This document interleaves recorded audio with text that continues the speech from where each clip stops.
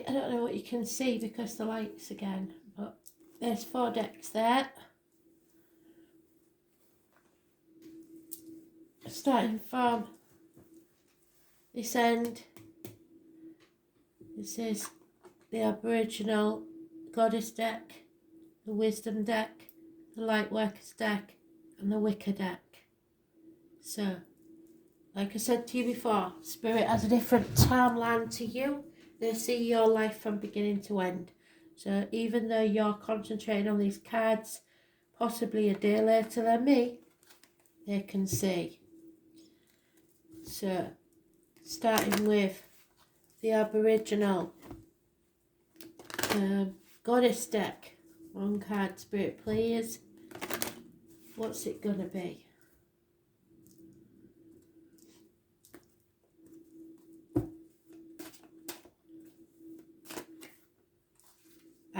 Ancestral healing.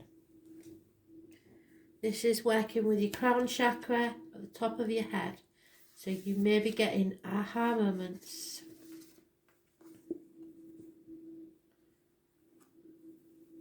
I'll put it there so you can see it. Ancestral healing is twofold. It's a healing of the soul throughout lifetimes.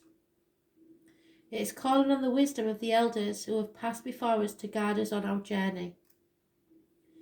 Spirituality and Aboriginal spirituality combine both these forms of sacred wisdom as one. Our soul has suffered many traumas and brings forth these hurts to our present lifetime as cellular memory. As actions and reactions to situations, although we may have no concept in regards to their origin. The ancient ancestors have the wisdom beyond our human experience that spans across many cultures.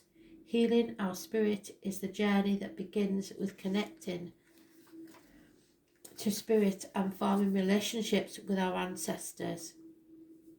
The same things are continuing to reoccur in your life and will continue to do so until the underlying issues are identified and healed. This is a time for healing and putting the past behind you. However, don't be tempted to just change direction without stopping for a moment to prepare yourself for the next leg of your journey. Healing is a journey of self-discovery and should be welcomed in your life and embraced as such. The wonders of knowing yourself can be truly self-empowering and bring you closer to the essence of self. You are ready. The next part of your journey begins. The Wisdom deck.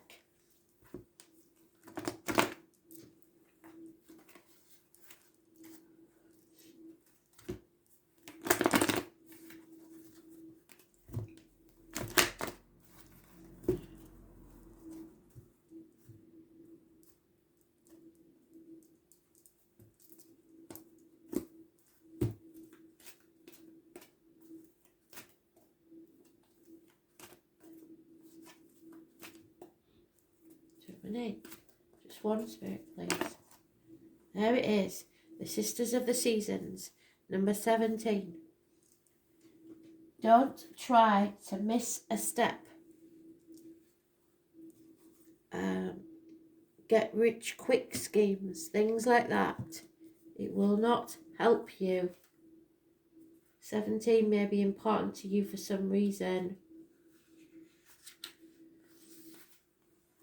Sisters of the Seasons. They meet you on your path. They remind you that everything has a natural rhythm that obeys a higher law. Just as the season magically passes, be reminded that the nature of birth, growth, harvest and decay cannot be altered. So if you keep on your path with determination and discernment, allowing for the natural course of events to unfold, success is assured. Divine appropriate timing is guiding your desires into perfect manifested form. This is a very good period to start new things as you've moved out of winter into the beginning of spring. Continue with patience and be aware of the rhythms of your opportunities. There will be periods when things slow down and begin anew, move into fruition and then slow down again in a never-ending natural flow. Be mindful of which sister greets you, for she points directly to the next. Every moment counts now. So I'll try and make that a bit plainer for you. Just like your granny used to say, put a bit away for a rainy day. If things are really good, then you know that the only way for them to go is down. So you take appropriate actions for that, so that when you come into a time of lack, that you will have something to fall back on. And then similarly, if you're going through hard times, know that once you've got through those, things have got to pick up. There's no way for them to go. They can't get any worse than they are, so they must go upwards. And so you can plan accordingly, that at a later date you will be able to do something, and look forward to that.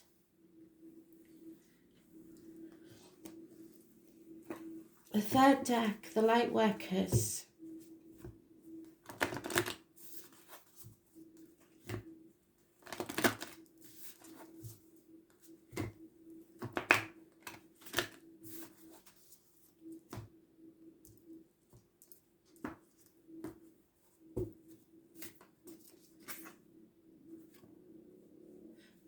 Okay, so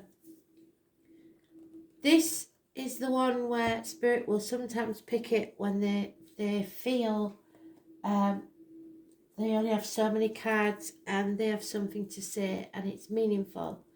So if there is someone that calls you, messages you, texts you, that you really don't want to speak to, you must still answer that call. There is a reason for that call arriving. The deeper meaning is to answer the call of your soul.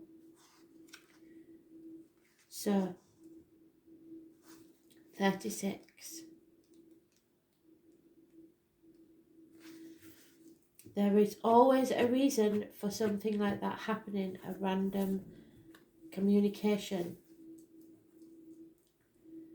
Your guidance is divinely guided, and you are being called to answer the call of your soul. It might be scary, it might not make sense, but you trust your soul's yearning. You will live the life beyond which your mind could possibly imagine. Answering your soul's calling is not a one-time thing. It's rather a long, lifelong dance. Deep down, you already know what you long for, what your soul yearns for. Whatever you are called to do, that is your calling. Don't overthink it. Don't wait for permission. Just say yes. Most people are waiting for a step-by-step plan before they take the first step. But intuition does not work like that. It takes faith and courage to answer the call of your soul. And that's why most people don't do it. But you are not most people. You are in exactly the right place to answer your calling now. You don't need to know the whole plan. You don't even need to know where it's leading. You just need to take the next step. No one has ever had the complete perfect plan. There is no end destination, and there's no right or wrong way to do it. And you do not need permission from anyone else. Sometimes the more resistance we have around answering a soul calling, the more important it is to our soul's growth. So what is your soul calling you to do? Thanks for listening.